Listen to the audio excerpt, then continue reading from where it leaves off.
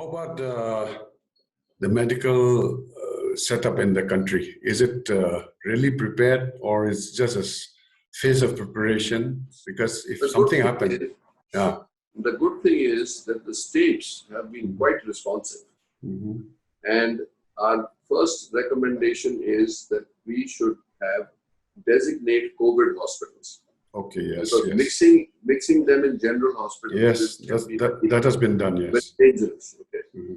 So if every state, every district has a isolation of a COVID hospital, they can then deal with it, because three types of situations will arise. One is patients or people who have been exposed as a contact, who will have to be quarantined. So we need quarantine facilities, and that is what most governments are doing, is taking hotels or small like OYO type of facilities for quarantine. Then there will be people who are confirmed infected, and the ones who are getting the symptoms, those they will have to go into a COVID facility. So that will be now, when you ask me whether you are prepared, from the reports that I've been on some of the video calls with different states, and it seems like most states have taken it very seriously. They have started putting facilities aside. So preparedness is there. Now how effective the preparedness will be, depending on what the surge is. If the surge of very sick patients become huge, we will have a problem, most definitely. Okay. If you have New York type of problem, where 15,000 beds got flooded, they've got a ship which was supposed to be for general patients is now converted to COVID, because even the hospitals are overrun. So we should be prepared for the worst as much as we can, but we should be even more prepared to do the prevention today, precautions today, because that will be the best defense for a country like India. So initially there was this whole thing of, do you need a surgical mask? Do you need N95? No. For the general public, a 3-layer mask, or if you have a thicker fabric, 2-layer mask is adequate. And that is the one should know, that if you can hold your finger, just to test it, to hold your finger about 6 to 8 inches away from your mouth and blow, and you will see that no or very little air comes out to reach your finger. So you don't. So you realize that it's all getting arrested in the mask. Now the good thing about the cloth mask is that you can wear it for a day, 8 hours or so, and then wash it in soap and water and properly, and then it disappears and the virus dies. So you can reuse that mask all the time, provided you wash it. So you can make 3 masks for yourself, and you wear it inside the house, social distancing. If you have anybody who's got a cough and cold, they should wear the mask all the time. And if you're going out and being exposed to the public, always wear a mask. So what is happening is, what happened in New York was that there was an acute shortage to address the sudden load. Then what they did was they recruited retired doctors. They did it in China also. Also, the final year students in the medical colleges were told to be participate. They qualified for now. We'll decide later about the internship and all that.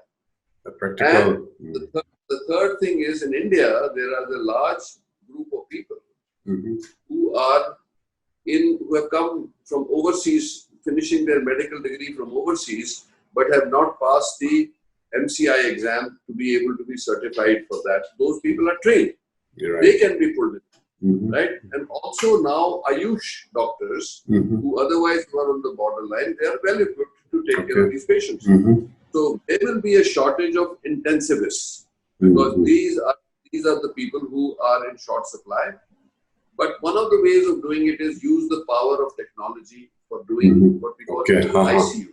Electronic ICU, we can take centers, we can make them command centers, connect them to X number of hospitals, so that online You can visuals also will come in discussion with the doctor about what treatment to use next. All these things will come.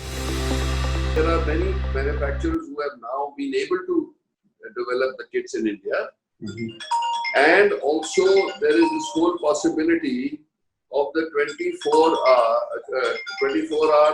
or bedside 1 hour testing also coming up.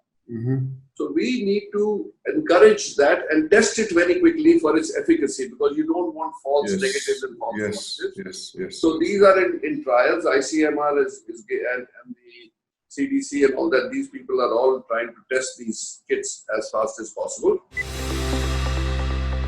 Certainly, I think that my model would be keeping both sides in balance, medical and the economic, is to extend it at least for 2 weeks more. 2 weeks more. And in these 2 weeks, we start bringing up to speed the basic amenities that are required for existence and economic stability. For example, we first said only travel for medical needs. Then we found out that there is no logistical reach. I have to move PPEs from Hyderabad to Delhi. We have a major problem.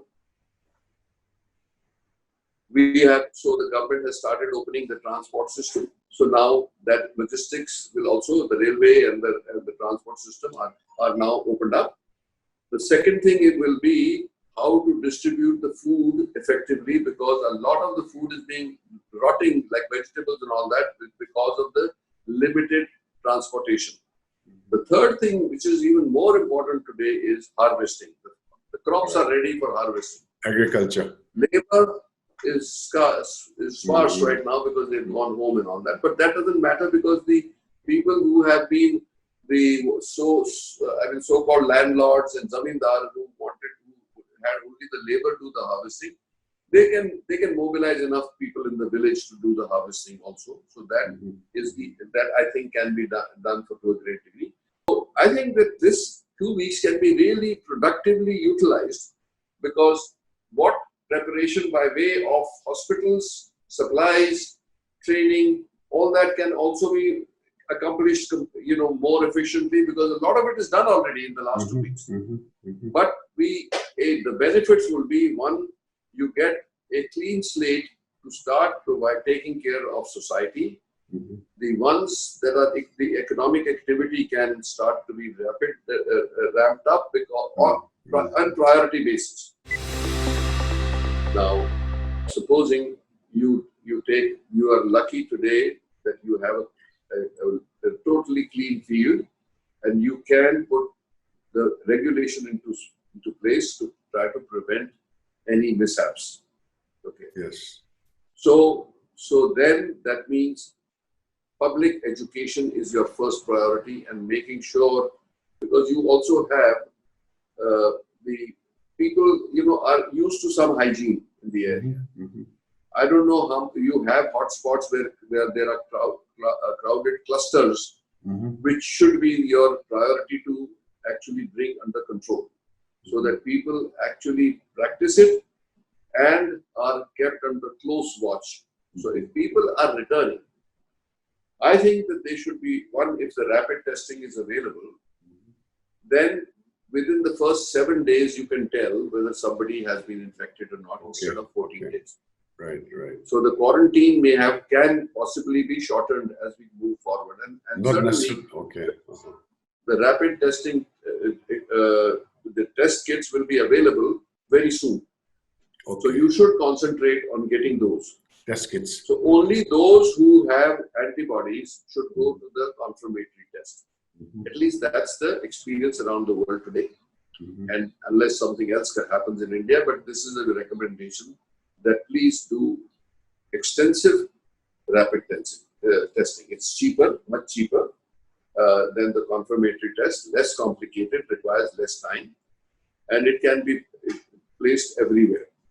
So then these people who come into the country should into the states should be most definitely checked before they are allowed to go. Quarantine, yeah. Because then that is your protection, and from that, I'm sure people will like to come back. There are many people who must have been stuck outside also who would like to come back. Yes. So casual tourism and casual travel must be restricted. So you need to have a reason to go back. Right. You can't say, I want to go and see what the scenery in Nagaland is. Yes. Better. That kind of thing. You should be absolutely regulated. And the flights also, the danger is in the flight itself. Of course. Yes. So how are you going to do distancing? So everyone wears a mask. The seating arrangement is to be made in such a way. The flights may be expensive. That's all okay. These are pains which will help us for the future. Of course. So short-term pain over the next 2-3 months, we all should be prepared for. Right. So we will cut down our needs to minimum. We will go into the survival mode. The whole country needs to help each other. And I'm sure if we do this effectively, we will be the winners. Like we say, hopefully we'll see the backside of Corona very soon. Oh, yes. And with a departure from our country. Yes. And I can come more. Thank you so much, Dr. Naresh. No.